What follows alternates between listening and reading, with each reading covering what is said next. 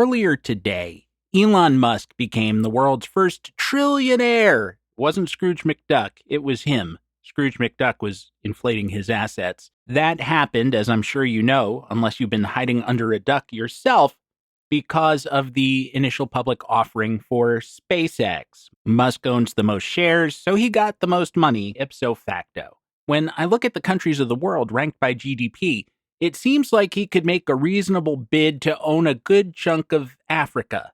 Not any one country, the continent. Sure, you'd think with his peculiar predilections that the existence of zebras would foment way too much cognitive dissonance for him. Are they white or are they black? Or are they black? Or are they white? How can they be both? How? And a good chunk of the cheap stuff would involve the Sahara Desert, but he's supposed to be brilliant. He'll figure out something to do with it. He can use AI to teach camels to talk. They'll talk in a derivative fashion, that's how AI works, but they'll speak all right. Dr. Samuel Johnson had a terribly misogynistic line about women preachers. Sir, a woman preaching is like a dog walking on its hind legs. It is not done well, but you are surprised to find it done at all. Musk's talking camelids will be a lot like that, and with more justification than Dr. Johnson had. Put aside for a moment, as hard as it is to do, that all of this money will be used to advance the man's primitive views around race. We've got to round up all those zebras and bleach them right away so that people don't get the wrong idea, so the zebras don't get the wrong idea. Zebras prove degeneration theory. That was a camel talking. My real point is about the plucky Miami Marlins. I don't think that the Marlins should exist. I have nothing against Miami or the Marlins as a concept or Marlins fans. I'm really enthused by their double play combination of Xavier Edwards and Otto Lopez. Both are hitting 300, with Lopez, as today started, at a National League leading 344. I don't think he'll stick up there because it's both not his history and his batting average on balls in play is 393. That may not come down this year. He may have good luck all season, but it will want to. Physics, the laws of the universe, they'll all be trying to drag that down. Rather, my objection is that they don't draw at the gate. They haven't sold tickets the rare times they've had a payroll above $100 million, and they don't draw when they're winning. Eliminating the COVID year, they haven't finished out of the National League cellar in turnstile spins since 2012, when they finished 12th in the league. I just don't know if it's a good market for Major League Baseball. I'm open to counter arguments because I freely concede I don't know the area or the culture. And perhaps there's one of those mitigating arguments that seems to obtain when the Rays are discussed. Fans just won't go across the bridge. When you cross the bridge, the ghost is gone, his power no, wait, suddenly I'm in Headless Horseman territory. You know what I'm saying. The traffic is just too bad. I don't know if that's the issue. I also find it hard to believe that the traffic to any Rays game could be worse than the traffic getting to Citi Field to see the Mets, but maybe that's just my provincial point of view from here in the tri-state area. When Major League Baseball talks about competitive balance in negotiating with the Players Association, as they are doing right now, they say, but how can the poor Miami Marlins expect to compete with the Dodgers or the Yankees when they can't spend with them? Well, the Marlins have beaten the Yankees in a World Series, so that's not the issue. Call that a fluke if you will, but my question is this. How can I, or my family, or you and yours, keep up with Elon Musk in a world in which we're not worth $1 trillion? My paltry household income isn't a rounding error on a rounding error to him. And if, in the next 10 years, say, the secret to success in life is having your own AI-educated talking voice camel, well, he's going to outbid me for the best models every time. It seems to me that in order for the game of life to be run fairly, there has to be a spending cap on super rich people like that so that we Miami Marlins of humanity aren't left so far behind. And you say it ain't going to happen, and you're right, and maybe it shouldn't. I do think there should be some reasonable restraints on the accumulation of wealth, because money is all too often power, and it's not good for humanity when so much of it concentrates in the hands of one person or a few people, particularly those with retrograde views. Even if we did that, though, if somehow there were the will for it, we wouldn't set the Marlins' $50 million payroll as the baseline because it's unrealistically low. Therefore, the correct response from the Players Association to the what about the Marlins argument can be one of two things. We think you should move them for the good of the game is one possibility, and the other is shut up. Presently, it seems like the association's answer is shut up until you give them enough revenue sharing money that they will spend up to a reasonable level. If the owners feel that that's too much money to give the Marlins, then, like the St. Louis Browns before them, the Marlins should have to move. The Browns, like the Marlins, were not without redeeming features. George Sisler twice hitting 400, Ken Williams with the first 30-30 season, Harlan Clift, the slugging, patient third baseman. Bill James once called him the primordial Mike Schmidt, which I love. Heine Manush hitting 378, and Goose Goslin doing his power, speed, and 100 RBIs thing, the first blossoming of power-hitting shortstop Junior Stevens. And also, they had some pitchers. Wait, that's not fair. Urban Shocker, Ned Garver, Bobo Newsom, Satchel Paige. The problem was they just couldn't hold on to any of them, all of the players I mentioned, not just the pitchers, because they couldn't pay. They were often poorly run, undercapitalized, and in direct competition with the Cardinals. As with the battle of local supremacy in the two-team towns between the Red Sox and Braves, the Phillies and A's, there were alternative realities in which there was a path for the team that ultimately left to have held on to the original city. But once the Browns lost that struggle, once the Cardinals were owned by Bush and had the backing the Browns lacked, it was time to go.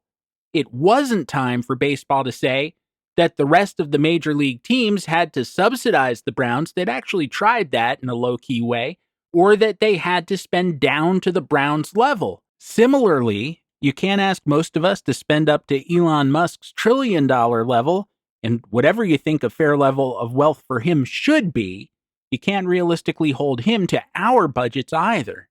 Now, you could argue that there should be no wealth disparities, period, but now we're talking about a universe very different from the one that we're living in, and from the economic systems that we do have, something utopian, but possibly not very wise either for baseball or for the world as a whole. Gross inequality leads to slavery in one form or another, but the possibility of getting just a little bit ahead, that's an engine, a motivator, a catalyst, or better yet, a Cadillac. One we might buy and ride right out of the infinite inning.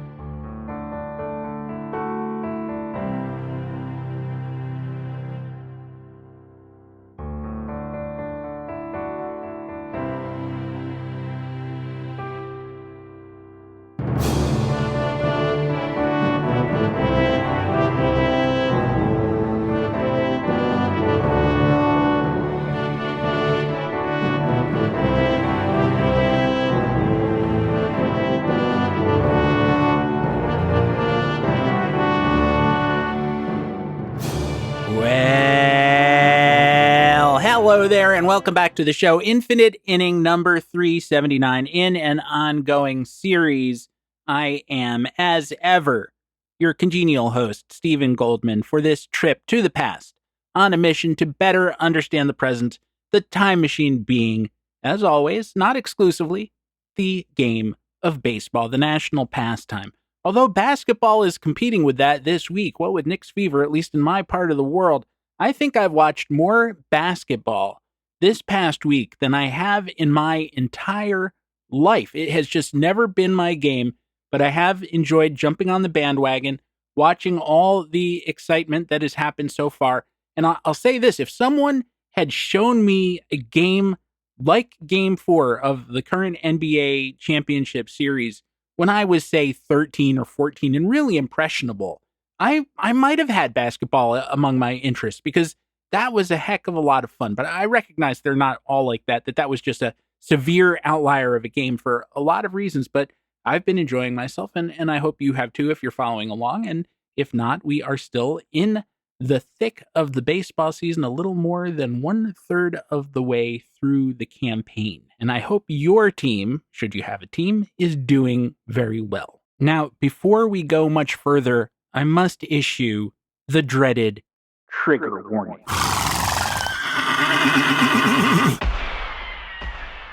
What do you think? Too much? In the second act of the show, which is all baseball stuff, I'm going to be talking about some players who took their own lives.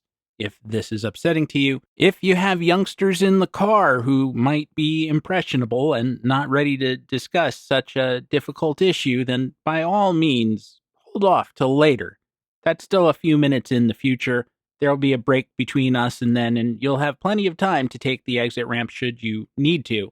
But I felt obligated to let you know. I realize that the show notes are not the most essential part of this program, but whenever we have a topic that might be upsetting to someone like that, I do make a point of including the trigger warning in the show notes. That's just so in case you are listening to this out in the open air in the car with the little one in the back seat, you don't have to hear, "What's suicide, Daddy?" I don't want to put you in that position until you're ready to be in it. Not that there's any good time to be in it. You know, my daughter, when she was in high school, she was part of this peer counseling group that was supposed to provide resources to kids who were having a tough time and considering self-harm.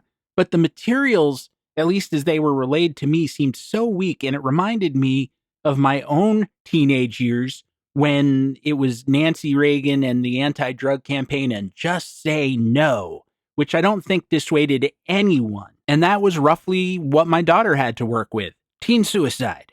Don't do it.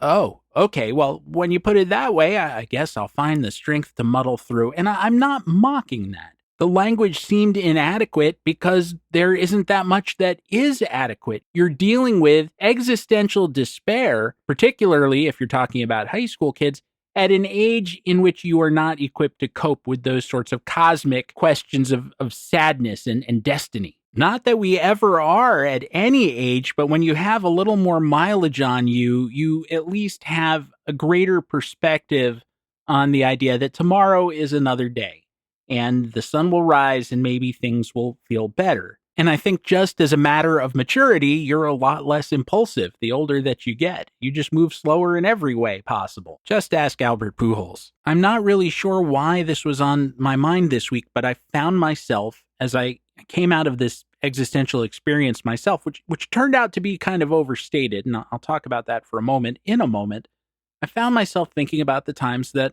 ball players were affected and weren't able to defeat that impulse, and that's what I wanted to talk about in the second act of the show. I'm not sure if I have a great insight into it, but I do want to try to discuss it with you. So the last couple of shows, I was talking about the fact that I required this minor surgery, and I kept hoping this was the kind of thing that might get better before it needed to be fixed, and I felt at different times pretty sure that it had repaired itself, only to find out that no, the problem was still there. It had just gotten quiet for a while. This is the result of what seems like a chronic problem for me. It recurs every year, basically, or every couple of years. I've had this procedure 3 or 4 other times before. I hated it each and every time. You don't feel good coming out of it, and I just didn't want to go through it again. So it was scheduled for this past Wednesday, and on Tuesday, I got myself into the doctor's office and I said, check me again. I think we're good. And his answer was essentially, in the kindest way, I suppose, that he could have put it, go away, kid, you bother me. And we decided, me, him, my wife, my friends, I talked to my son, that there was no way to know for sure that I was clear unless I let him actually begin the procedure. And he felt pretty strongly that he would find a problem to fix. And again, the downside is having some kind of crisis down the road due to the sort of delayed maintenance. And, well, long story short, I go to the hospital, I get gowned, I get knocked out.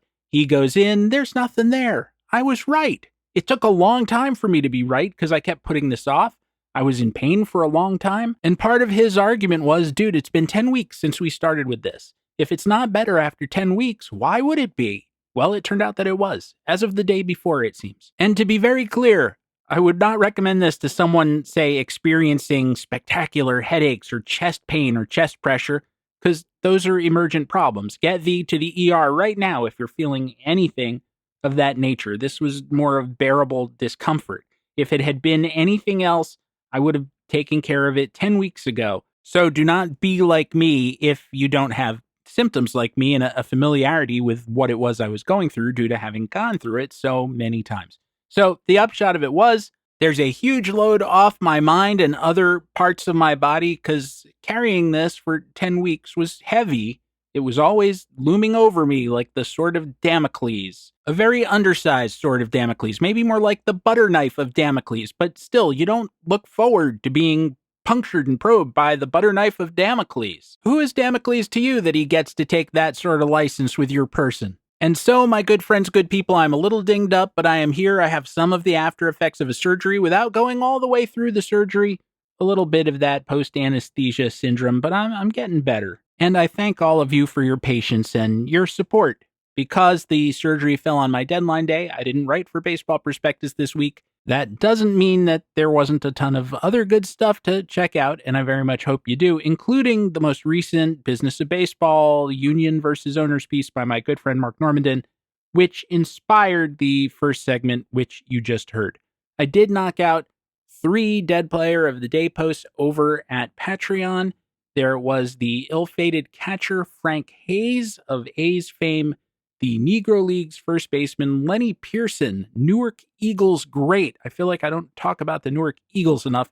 And finally, an early pitcher, early 19th century pitcher, National Association guy for the most part, predates National League, Dick McBride. And that one has one of the best anecdotes, humbly. I mean, it's not mine. I found it in a book. But it concerns McBride's catcher receiving his fastballs to the chest in an age before catchers wore protective gear, despite the fact that the man had an open chest wound. Talk about your Iron Men. Talk about your ultimate gamers. Maybe ultimately not smart too, but wow, that's dedication. And with that, let's get on with the show. We'll take a quick break. And then on the other side, we'll get to the material I was hinting at before, what with all those horsey noises, and talk about a trade. This was really the springboard for this story. A convoluted trade in which, at length, everything worked out poorly for most everyone involved, in the worst possible sense of the word. So let's get thee hence to the other side of that break, and please, if you've got a chest protector, keep it on. Gotta protect your chest, your sternum, your rib cage. Just ask old Aaron Judge.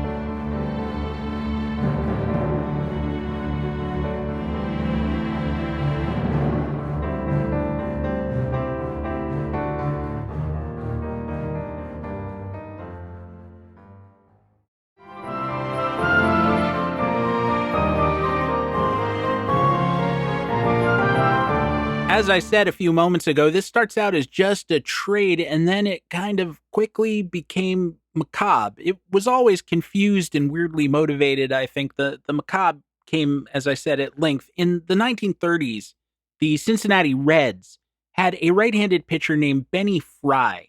Benny was not, and I'm not being mean about this, he just wasn't a very good pitcher. Now, in general, the 1930s weren't a very good decade for the Reds until right at the end. In 1938, they posted their first winning record since 1928. In 1939, they won the pennant for the first time in 20 years. And in 1940, they won the World Series. Then they went back to sleep until 1961.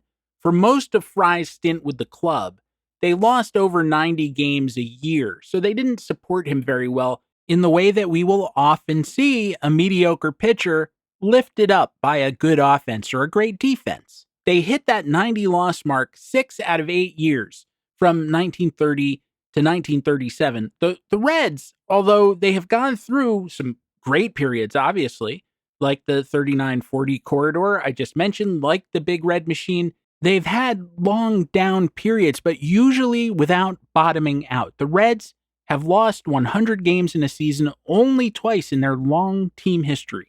In 1982 and 2022. In 1934, they came very close, losing 99, and Fry was on that team. He was, in fact, its best pitcher. He went 11-16, but with a solid, unspectacular 3.52 ERA. The Reds just couldn't hit very much, so he didn't get the support. There are pitchers who have won 20 games with higher ERAs than Fry's that year relative to the league. That season is also an outlier in his career. Overall, he went 57-82 with a 4.50 ERA. He didn't walk many batters, but he also struck out almost no one. He's special. in that regard. Just 1.4 per 9 innings. There were 73 pitchers who threw at least 1,000 innings from 1930 to 1939. At the top, Lefty Gomez, future Hall of Famer, with 1,337. At the bottom, Benny Fry, with 178. Unsurprisingly, strikeouts per 9 works out the same way. At the top, a four-way tie among Dizzy Dean, Lefty Gomez, Johnny Allen, and Van Lingle Mungo. The first two are in the Hall of Fame. The latter two are in the Hall of Guys Famous for Losing Their Tempers fame. And unsurprisingly, at the bottom, by a lot, Benny Fry. Everyone else over 2 per 9. He's the only one under. Again, 1.4. Fry was a side armor. Now you're starting to get the picture. Righty side armors are often very effective against right-handed batters, but lefties tend to get a very good look at them. That was true of Fry. Left-handed hitters averaged .323 with a .369 on base and a .457 slugging percentage against him. Some of that, yes, was the era, but even relative to the era, he was getting creamed by lefties. Hitters like Mel Lott, Bill Terry, and Chuck Klein owned him. Counterintuitively, his big nemesis, right-handed hitter Wally Berger of the Braves, forgotten slugger. This must be, not kidding, one of the best records by any hitter against any pitcher in history. Berger was 27 for 50 against Fry with 4 home runs. He hit .540 and slugged .900. I found myself thinking once again of all the times that Don Mattingly hit Don Asse late in the game, and finally Earl Weaver, this was in his final season as manager, said, Asse will never pitch to Mattingly again, not even to intentionally walk him. We will just never let that matchup happen again. And I just wonder how Fry's several managers on the Reds kept letting him face Wally Berger. Now, having said that Fry was not a good pitcher, I'm not being critical of him because there's a lot to admire there. He was only 5'10". His high school had no baseball team, so he was self-taught and he didn't go to college. He did not have great stuff, as his being a side armor implies. He had command, he had an unorthodox delivery, and he still stuck in the majors for 8 years. He threw a knuckleball when he had to. Even pitching to contact, more than any other moundsman of his time, he recorded 7 complete game shutouts. In 1930, he shut out the Cubs on 1 walk and 1 strikeout, and about 10 days later, he did the exact same thing to the Braves. Both were 1-0 victories in the year of the rabbit ball. Year after, he shut out the Giants on 6 hits and 1 strikeout. He shut out the Cubs twice in 1933, once with no strikeouts, once with 1. In the first of those contests, the starting pitcher was actually Larry Benton, but he failed to retire a batter, and so Reds manager Donnie Bush pulled him after the first 4 men reached, and then Fry came in and went the rest of the way without allowing a run of his own. He did allow 1 or 2 inherited runners to score. I don't know if that's an official shutout, but it's a special pitching performance. And if you look at the play-by-play, Fry just kept getting grounder after grounder. He induced 3 double plays, so even when runners got on, he was able to erase them. He actually had a kind of hoodoo against the Cubs. He went only 12-20 against them, but his .355 ERA against the Cubs was a half run better than his performance against any other team.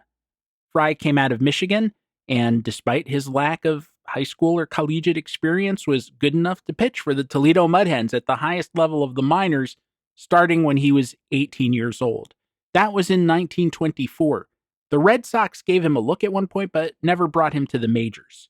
That was when he was pitching with Nashville in the Southern Association. Toledo didn't think he was good enough ultimately and sold him off. And I'm kind of reluctant to say this, but I think the manager who made that determination was Casey Stengel, who was managing the Toledo Mudhens at that time. They had a working arrangement with the New York Giants, and Casey was set up in that job by John McGraw. If you think about it, though, Fry's career was already running backwards. He had started at the top of the minors and was now at roughly the equivalent of Double-A. So it was sort of a minor miracle that the Reds looked at him and said, you know, he might have something there, and brought him, or bought him up, I should say, in August 1929. He spent his entire career in Cincinnati, with the exception of a weird abortive trade to the St. Louis Cardinals. Let me say that I think that part of the weirdness of this trade is that Baseball Reference's information on it is wrong. However, I also think that once we untangle that part, it's still rather weird.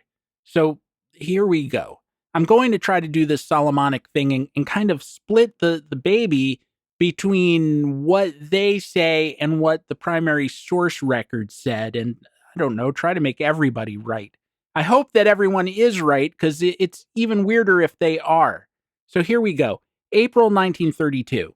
The Reds traded Fry, a player to be named later, and a substantial amount of cash not specified to St. Louis to Branch Rickey for 29-year-old outfielder and future Hall of Famer Chick Hafey, who was coming off the 1931 batting title but was holding out. And both Rickey and, more likely, Sam Breeden, the owner, were kind of sick of him. The player to be named turned out to be utility corner guy Harvey Hendrick. Hendrick could hit, but was already 34. In short, I have no idea what anyone involved was thinking, except that the Cardinals wanted to get rid of Hafey, yet you'd think you might have gotten more, even if he wore glasses, than the guy with the least stuff in the major leagues, and an aging corner guy only plays first, third, and left. They had both Ripper Collins and Jim Bottomley around to play first base, so it's not like Hendrick was going to play there. I'm forced to conclude they just really, really wanted the cash, and it was 1932, the nadir of the Great Depression. Those are words that always go together for me, 1932 nadir, Great Depression. So maybe it was just about the greenbacks. I don't know. But Rickey, somewhat later, not very long later, must have woken up and said, "What was I thinking?" Because only 3 weeks later, he sold Fry back to the Reds. And once he received Hendrick the following January, almost immediately sold him to the Cubs. What makes that even stranger, and here's where the whole player to be named later thing gets very confused, the only reason that Hendrick was available to the Reds to be used as the player to be named in the deal was because they had bought him from the Cardinals on June 5th, 1932. That is, the original deal was made April 11th, 1932. The Cardinals sold Hendrick to the Reds in June 1932, and then in January 1933, Hendrick was used as the player to be named later in the April 11th deal, even though he wasn't on the Reds roster at the time that they had theoretically named the players to be named later. Are you with me so far? Well, see, there's an inaccuracy there, and I think that Baseball Reference has it wrong. First, the Reds really wanted Hafey. Rickey said, sure, but you have to include Hendrick in the deal. Now, why he was hot for Hendrick, I don't know, but still, the Reds said, okay, we're not going to let this aging utility guy be a deal breaker here, so they included him. He was not the player to be named later because he was part of the original trade, which was made, again, April 11th, the day before the 1932 season began. Hendrick made his first appearance of the season with the Cardinals 4 days later. Then, in June, the Cardinals, having remorse, buyers, sellers, whatever, gave him back to the Reds. And in January 1933, the Reds sent him to the Cardinals as the player to be named later, at which point the Cardinals sold him to the Cubs. That is, the original deal must have been Fry, Hendrick, and a player to be named later, and cash for Hafey. And then once it was completed, it became Fry, Hendrick, Hendrick again, and cash for Hafey, except that the Reds decided they needed Fry back, and so they undid part of the trade right away, unless there never was a player to be named later at all. Have we got it now?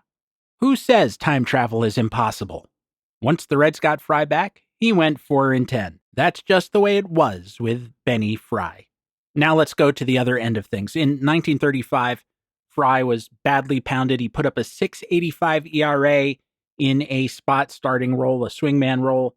The Reds still brought him back for 1936. He was better without being good. And once again, he was in camp in 1937, the dean of Reds pitchers. Now, what happened during spring training 1937 is a little bit ambiguous. Reds manager Chuck Dressen never asked Fry to pitch even once. Now, maybe that was because Fry had a sore elbow. Perhaps it was because Dressen was just done with him.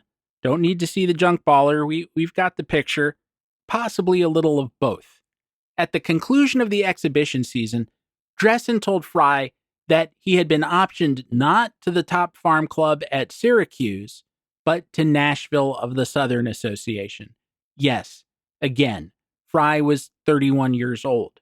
Now, Dressen rationalized that, and I think he was sincere in this, by saying it was warmer in Nashville than at Syracuse, factually true, undeniably true, that he'd be better able to loosen up his arm in that climate, and if he got his strength back, the Reds would call him back to the majors.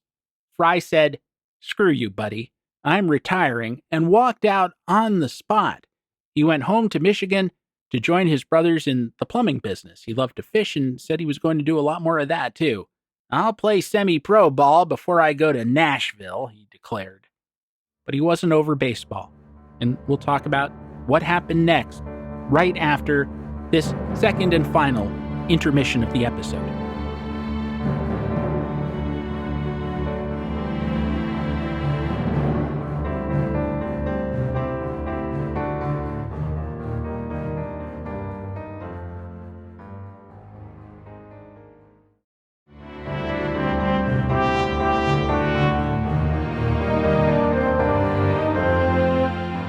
What do you do when you've had a dream and the dream is to a large extent fulfilled, but perhaps not fulfilled in the way that you imagined?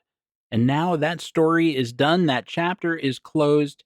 It's time to move on to a new dream, to think another dream up. Our lives come without instruction manuals. They come without direction.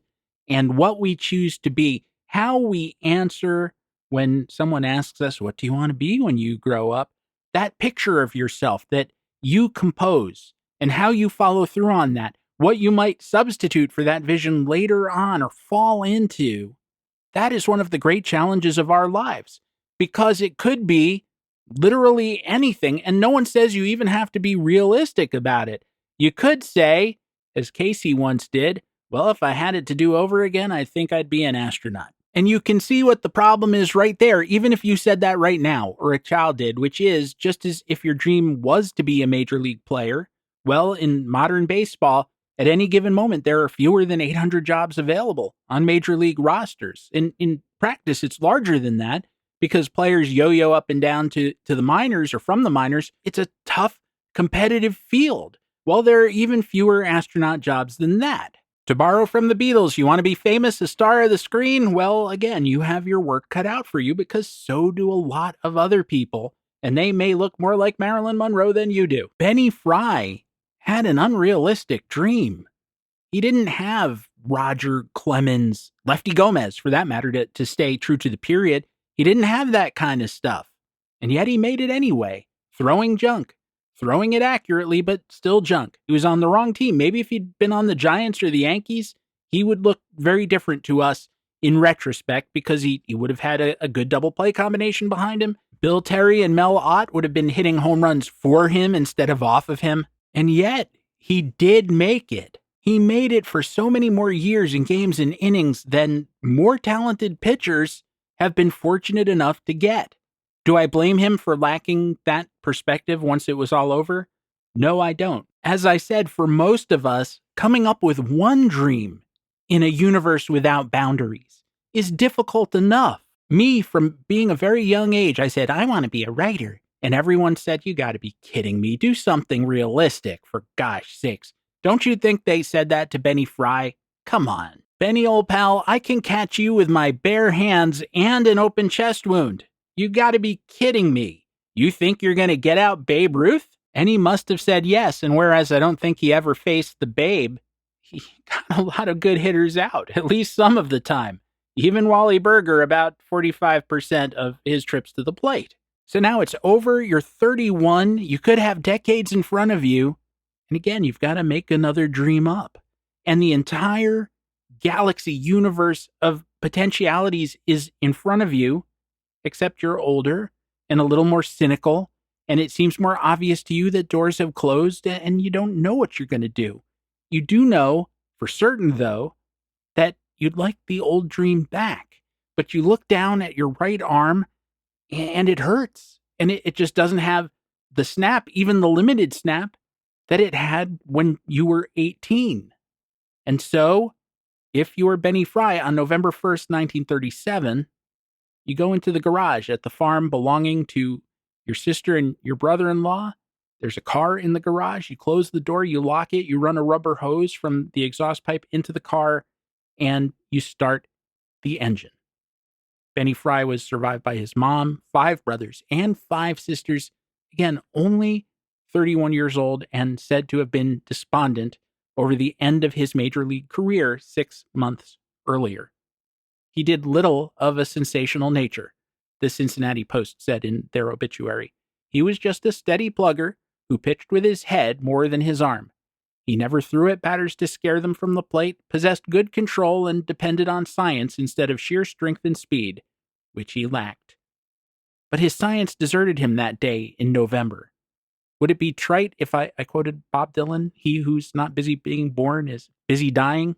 I think, though I've tried very hard to be generous to Benny Fry, gone all these years during this story, and gosh, he must have many great nieces and nephews still running around, given all those siblings, and I hope they remember him fondly. But I do sort of hold that failure of imagination against him, because this is something that you very much can invert and look at as an opportunity rather than as the slamming of a door. Again, when we're young, that the world is wide open is scary, especially if you're not one of those kids who just comes with the software of what you're going to do installed. I, in fact, dated a girl who I think when we were juniors in high school, she would say things like, "I want to be an accountant in the front office of a medical practice." "Gee, that seems awfully specific to me, Peggy Sue," I might have said, or words to that effect. I knew a lot of kids like that who had a plan heading into college and they followed through on it, as far as I know, and are still on that path. For me, yes, I always knew I wanted to write things, but at that point, I wasn't really sure how I would fulfill that. To have that certainty at that age, as Benny Fry had it, I think would have been a blessing in some senses. It would have been greatly calming, and it would have made which road to take, which path to follow so clear, as opposed to groping about in the darkness and hoping for inspiration. Well, now, Benny Fry reaches that same point just 13 years later after a frankly successful major league career, and he can't face it. And I'm not saying it would have been easy for him, or it would have gone well, or would have been successful. Maybe he would have remained miserable, but I wish he had been able to stick it out. And then again, there are players who did stick it out and ended up in the same place that Benny Fry did, specifically Harvey Hendrick, baseball nickname Gink. He played for the Yankees, Dodgers, Reds, Cardinals, Cubs, and Phillies. He hit .308 with a .364 on-base percentage, .443 slugging percentage in 922 games. Those averages aren't as good as they look because it was the 1920s and 30s, but even today, you could do worse for a player who you could plug in at the positions I mentioned earlier. He picked up a ring as a bench player for the 1923 Yankees, and 11 years later, he completed his major league career in 1934 when he was 36 years old, went home to Tennessee, and went into business. In 1941, when Hendrick was 43, he made bad use of his 32. He was a proprietor of and operated a grain and coal business and owned several filling stations here. He also possessed considerable farmlands in Fayette County. I don't know why that didn't satisfy him, what else was going on with him that wasn't enough to get him to stay around, but he didn't stick around. And you can't take it with you. So as I was saying, just a cursed trade. I could take it even further, because if you look at the aftermath of the Reds adding Hafey, you come across the Reds planning a part-time role in the outfield for Wally Rutker, who also took his own life, in his case because he was chronically ill, which is a different category of this whole sorry subject. There's a famous painting called The Death of Socrates. It's from the 18th century. I think it's been reproduced in every Western Civ book I've ever had, including the Bill James Historical Baseball Abstract and the monster at the end of this book. The original is hanging in the Metropolitan Museum of Art in New York City.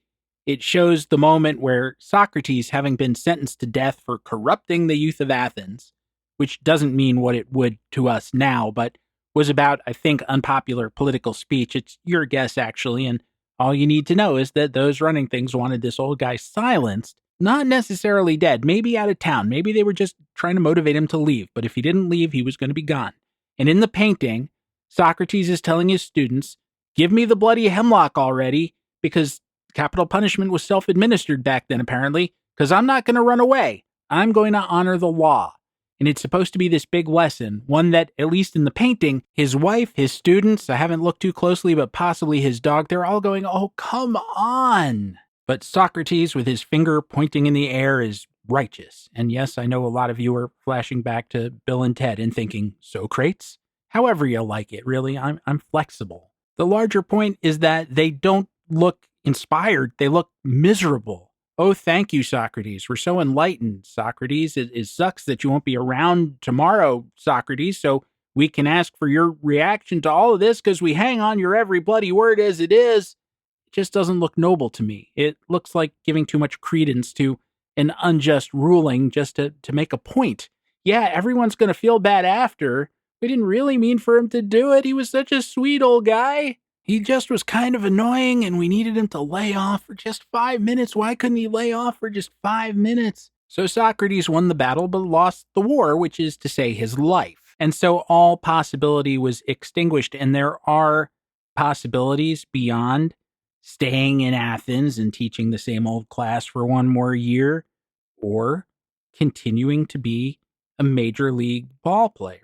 You just have to think about it without putting it in the context of despair. And I know from personal experience of severe depression how difficult that is. Again, I am not being critical of anyone this side of Socrates. I wish they had been able to think their way out of it or talk to someone who would have helped them think their way out of it. I had a relative who, when I was 14, on my 14th birthday, took her own life. I've talked about this a number of times. I think obliquely on the show. I haven't addressed it too directly because it's not entirely my story to tell. But that person was very, very ill on a mental or a brain chemistry basis. And it was long enough ago that the kind of medications that were applied to try to salve the turbulence in her mind were in some ways almost as disabling as the illness itself. It turned her into a completely different person, and one who I don't think knew up from down, right from left. It was almost as if she had been chemically lobotomized, and so when she did what she did, I never blamed her for that because I don't think she was competent.